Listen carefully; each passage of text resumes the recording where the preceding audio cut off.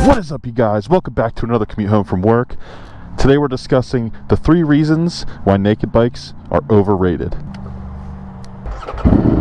This thing is filthy. Look at the wheel. Ugh. Alright, before we get into those 3 reasons, we need to give this hog some gas, because I fill up every single day that I ride it. My work commute is just enough to where this thing needs gas every single day. And it's still cold, so you're not going to get an underpass sound check here at least. But we'll get it at the next one. I'm guessing 2.6 gallons, like always. 93, as always. 2.5. Interesting. It is an absolutely gorgeous 78 degrees here in central Pennsylvania today. And reason number 1, we're going to get right into it. Finally, I know, sorry.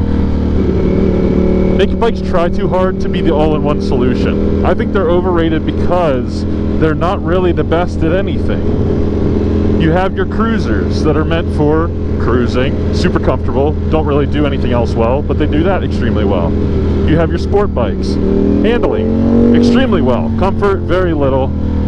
And then you have your adventure bikes, you know, off-road capabilities, you know, they have their purpose, they can tour a little bit, like the BMW GS's and stuff, like, you have that whole genre. But the naked bike tries to combine kind of a whole bunch, a little less of the off-roady side, but kind of a sport bike and a tourer and kind of everything into one, and I don't know, I feel like a lot of them try a little too hard. Now, you can kind of swing the pendulum a certain way depending on what naked bike you're talking about.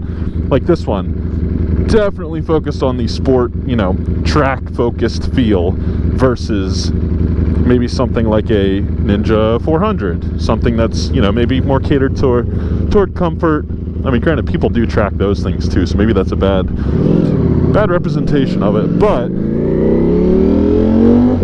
regardless, you can see what I mean. Like, certain ones just have certain qualities, but they don't really have, they're not good at anything in particular. Like, there's always going to be something better that's more focused on that one subject. So to me, one of the things, and it is subjective, is that they're all just kind of mediocre at everything. Again, swing it where you want. This is great at track and, you know, handling, all that stuff. Doesn't have cruise control. It's also not the most comfortable. Obviously, a Goldwing would be way more comfortable. You know, that's my point, is it's not that these are bad bikes whatsoever. You can see my prior video where I talked about how these are really slept on, honestly. But I feel like there's points to be made against them. You know, they're not all the absolute best bikes. To all of you that are new to the channel, welcome. Really appreciate the support. Let me know in the comments below what you guys think about naked bikes. I would assume if you're watching this channel that, I don't know, they appeal to you, I would think. And then also maybe even comment what you think I should get next. And this isn't me getting rid of the bike, this would be in addition to it. I've really been eyeing up enduro bikes lately, and I feel like I want to pull the trigger before it gets too cold. Just something simple, like a DRZ or like a KLX or something to get me around in the cold without bringing this poor thing out. Although it was good in the cold last year, I can't bring myself to bringing this back out, you know, with salt on the roads, and just, it's not the type of bike. It's a garage queen. I mean, I rode this way less than I've ridden my other bikes already. I mean, I'm used to doing 10 to 15,000 miles a year on a motorcycle, and I've only done maybe like 5,000 on this a year, average, maybe a little less actually. It's actually kind of pathetic, but I feel like with another motorcycle that's more practical, I could definitely put some miles on. We're taking a little different route back from work today. It's a nice day, but this thing's already hot. It's crazy. It's been like 5 minutes. Gas tank's nice and cold though from the nice fresh fuel. Wow, I go from days where I don't get any waves to days that I don't even have to prompt them and people are waving at me. That's nice. Everybody say hi to my friend Alex. Had to rev bomb a little bit, not too loud. When I'm with Kevin, he's a bad influence. Him and I really rev bomb it. It's a Friday. Hope you guys are having an awesome day. Really enjoying this weather recently. Trying to make as many videos as I can. Now that the summer's unfortunately coming to a close. I figured it would be appropriate to address this as we were about to turn onto the highway. But number 2 would be the wind. I I think these bikes are terrible with the wind. People don't think it makes that big of a difference. It does. And on bikes like this where you can't really get a tall windscreen, sucker makes a big difference when you're going 150 plus. Now, for me, that's actually a benefit because it tells you to slow the heck down and not be a freaking hooligan all the time.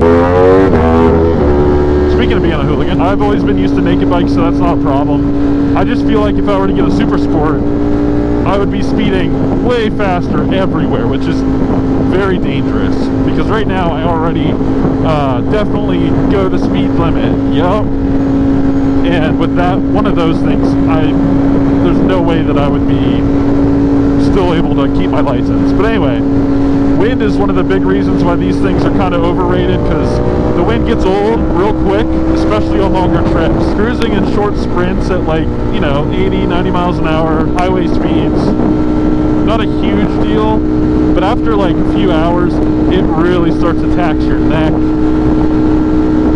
I mean, kind of everything, especially as you're getting older, as I'm getting older. That's why I think adventure bikes are so appealing to people, because they have those big windscreens. You don't have to worry about any, neck stiffness or any of that. You just hop in and cruise. Same thing with Gold Wings and Harleys with big windshields. You can just hop on them and cruise. I totally understand the appeal of that. I need something a little sportier, but I don't want to go full sports bike, because then you're sacrificing comfort in terms of seating and body position. So I get it's kind of a catch-22, but that is one of the things that I wanted to bring up. Now for an official sound check. Got to open up the visor here. I might use my backpack mic audio only, but I always got to see just in case. Oh yeah, I'm such a child. I know. There's some mods for your motorcycle that are just 100% worth it. Exhaust is one of them. As you saw in my prior... Oh my god, really? Ugh, all the grass clippings right in my face. But as you saw in my prior video, bar end mirrors are another one. I can make a whole other video on that. I can talk all day about mods. I'm super excited. If I get an enduro bike of some sort, I'll be able to adventure around. There are a ton of off-road trails around my house. They actually have a ton of people come by on an annual basis just to have poker runs and all that stuff. So super excited to be able to explore places I've never been that are in my own area. Just because I don't want to take this thing, I don't want to take this on any dirt trails or stuff like that. It's not made for that. If I had a bike made for it, you bet I'll be there. Number 3 on the list. Looks. You guys got to give me a break, because if I need to account for all naked bikes in the class, I really need to make some generic reasoning for why they're overrated, because there are a wide variety of naked bikes.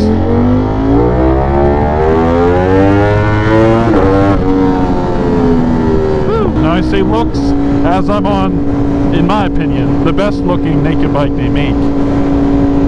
But there are some ugly naked bikes. Have you seen the new MT-09, MT-07, MT-10? Okay, MT-10 looks a little better, but wow, that one headlight, that tiny little LED looking thing, no bueno. I don't like the look of that at all. I think they peaked at 2017-ish for the MT-09. MT-07, I guess, was never really the best looking bike with a single headlight, but and the MT-10, people don't really like the first generation looks of that. It looks like a transformer. But that's why I'm saying it's difficult to say that naked bikes are good looking. There's so many that are either you don't know how you feel about them, or they're just terrible looking. And then there's the ones that are beautiful, like this. The Tuono, I think, is pretty good looking, even though they haven't changed the design for since the dinosaurs lived. The Kawasaki's are mad to me, like the Z900 and the ZH2 and all that. They don't look bad, but they really don't look good to me either. Maybe from the back, the trellis frame looking thing looks pretty cool, but the front, little incandescent light bulb, I don't know. I'm not into it. In my opinion, they're a little overrated in the looks department. It goes back to my reason number 1, where they're trying to be kind of everything at once. They're not a super sport, so they're not going to look the part. You can't have the windscreen and all that with it and really make it sleek. So manufacturers have to kind of do what they can to make it look good, but you don't really have many body panels to work with. I can see how some of them come out looking pretty ugly. But overall, it's still my favorite class of motorcycles because of just how many options are out there. You can really cater what you want to what naked bike you get. You want straight line speed? Get a ZH2. You want to carve some corners? Get a Street Fighter or an Aprilia Tuono or maybe a Super Duke.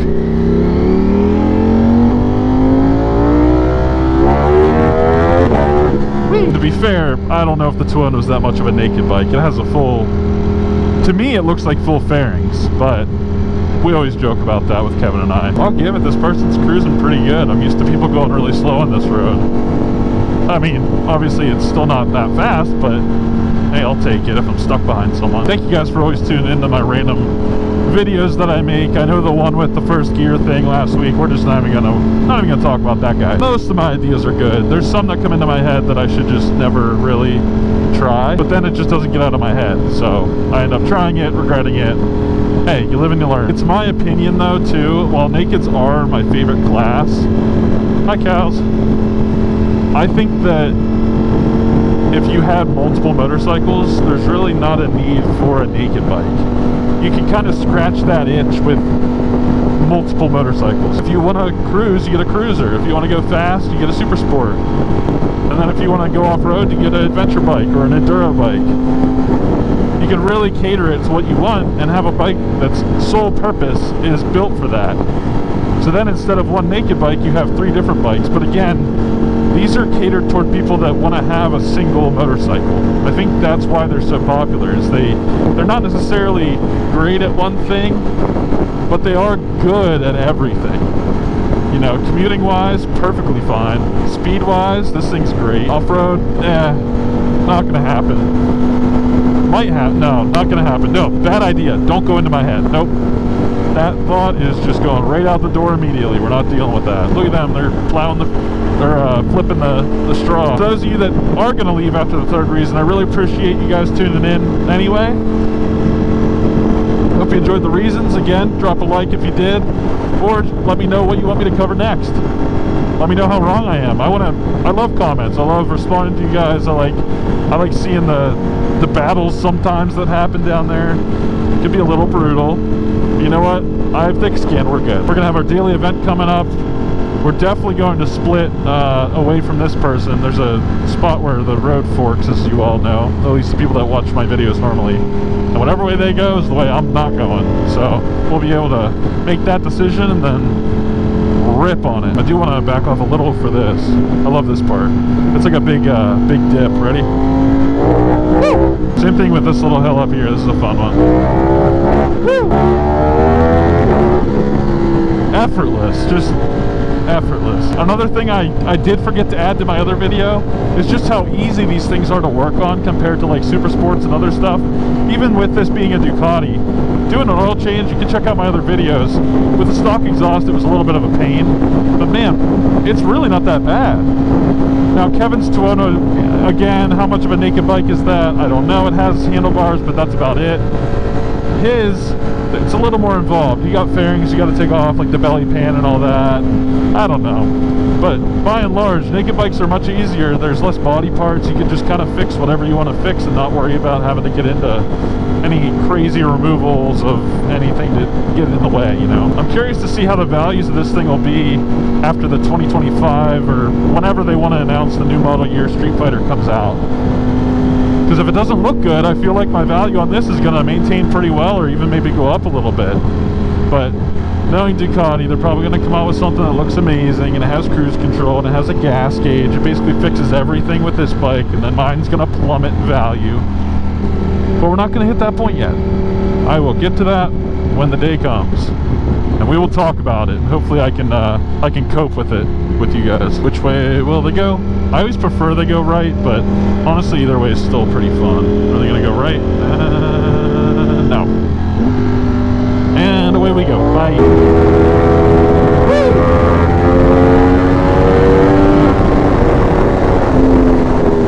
This road's like super bouncy. Wow, they are building a big building there.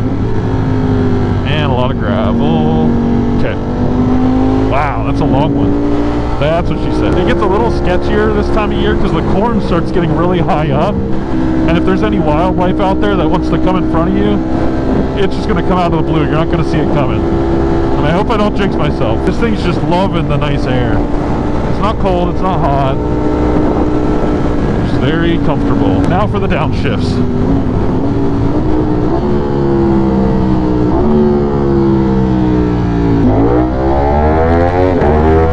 Look at the bikes in the back of that thing. They just teeter-totter. I know they aren't going to fall off, but it's just funny to me. I think they make stuff for hitches that keep it from doing that, but there's just teeter-totters, I guess. All right, we're going to get our daily event in here somewhere, I think.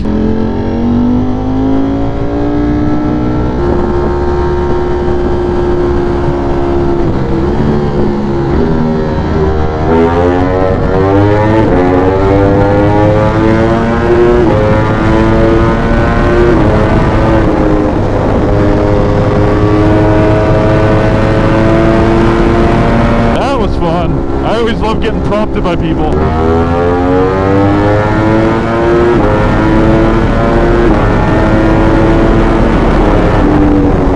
Woo! It's kind of nice we can hit our daily event in 5th gear. That's with shorter gearing too. That's why it's kind of insane at how long some of this gearing is. As always, I really appreciate you guys tuning into the video. If you didn't like the reasons I came up with, feel free to leave a comment below. Hope you guys have a great day, and I'll catch you on the next one.